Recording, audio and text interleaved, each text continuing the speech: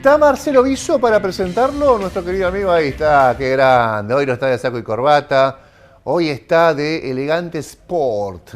No, se ve que ha dejado el maletín, ha colgado, no ha colgado la toga porque no es juez, pero ha colgado el saco de profesional.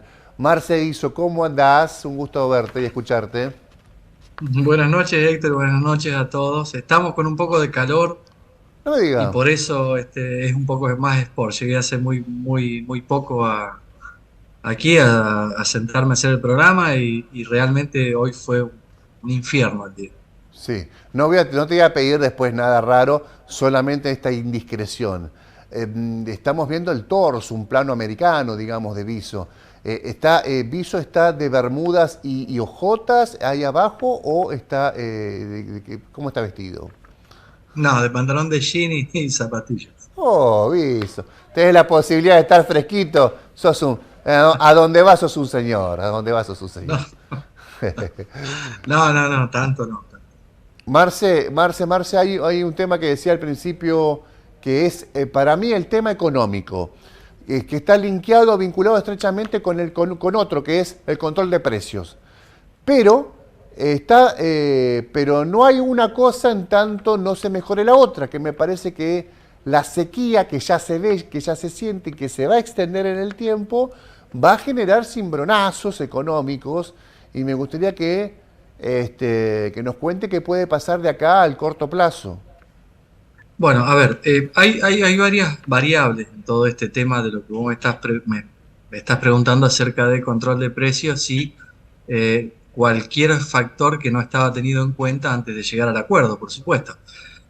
Vamos a dar un ejemplo muy simple. Ya hablamos un poco del tema de la sequía y obviamente eh, ya se habló un poco, hace 2 semanas atrás, cuando empezamos a hablar del tema, ya se hablaba de que iba a haber una pérdida grande en todo lo que era trigo y maíz. Primero porque ya se había atrasado mucho la siembra por la falta de agua. Y segundo porque, bueno, obviamente durante el proceso de crecimiento de la planta, tanto del maíz como del trigo, tampoco se habían dado precipitaciones muy grandes. Incluso las heladas tardías habían afectado muchísimo a la producción de trigo. Las últimas heladas lo había agarrado el trigo ya espigado y con una altura interesante, lo cual había hecho que se queme en gran parte. Bueno, eso se dio hace unos 15 días cuando nosotros hablábamos de que iba a haber una diferencia para el año próximo entre exportaciones de lo que fue previsto a lo que se va a dar de unos 8.500 millones de dólares menos. Ahora se está estimando ya en estos días en 12.000 millones de dólares menos. ¿Por qué? Porque el trigo ya rindió mucho menos de lo que debería haber rendido y el maíz, si bien todavía no se ha levantado en su totalidad, ya se está previendo de que si por lo menos esta semana no llueve, es decir, lo que está anunciado para los próximos días, viernes, sábado y domingo, no llueve en promedio por lo menos entre 35 y 45 milímetros, el maíz también va a tener una merma importante en su rendimiento. Esto no es solamente abarcativo a la cuestión del cereal o de la semilla de maíz. Esto va directamente a mover todo, a hacer un efecto dominó sobre todo lo que es el área productiva y muchos de los acuerdos de precio que ya se habían negociado van a tener que volver a renegociarse. ¿Por qué? Porque más allá de que el maíz tenga su cotización propia y sea algo que el, a ver, cualquier persona que se dedique a la agricultura lo comercia en forma individual, de ahí depende la comida de un montón de animales que luego tienen una comercialización. Es decir, el maíz es lo que come el pollo, el maíz es lo que come el cerdo, el maíz es lo que come la vaca. Esto para hacerlo lo más simple posible y que se entienda, porque bueno, tiene bastante más factores dentro de la cadena productiva. También tendríamos que analizar el factor dólar soja, que es otro de los componentes alimenticios, no específicamente la soja, sino los derivados de los aceites de soja, que es lo que se llama speller de soja. Ajá.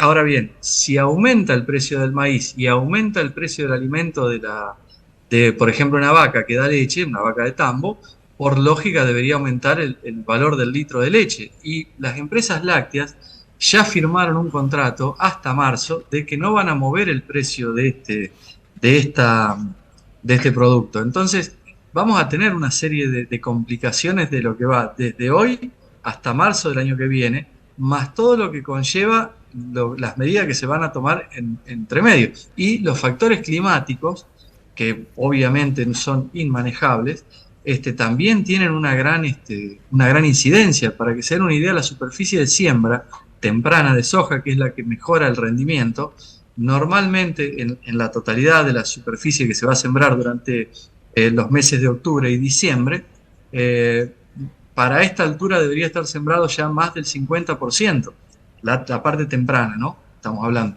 Ahora, no se ha podido sembrar en su momento, cuando hablamos hace unos 20 días atrás, 15, 20 días atrás, se llevaba el 5% del total de la siembra, y hoy no debe haber superado el 20%, porque no hubo agua.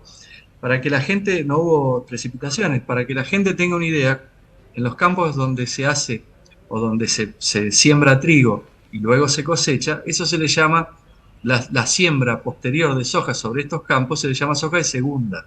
Normalmente se empieza los primeros días de diciembre, en estos días o un poquito antes, y es la que se levanta en abril, no en marzo del año que viene. Es decir, se trilla un poquito más tarde. ¿Cuál es el problema?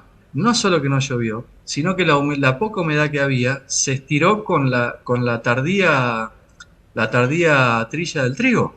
Entonces, ese suelo donde va a sembrarse, no solo que tiene un menor rendimiento, porque obviamente se hizo trigo antes, un mes antes, sino que se trilló el trigo un mes antes y se hizo la cosecha durante bastante tiempo más, sino que además de esto, no hubo precipitaciones que permitan humedad al suelo para poder sembrarse.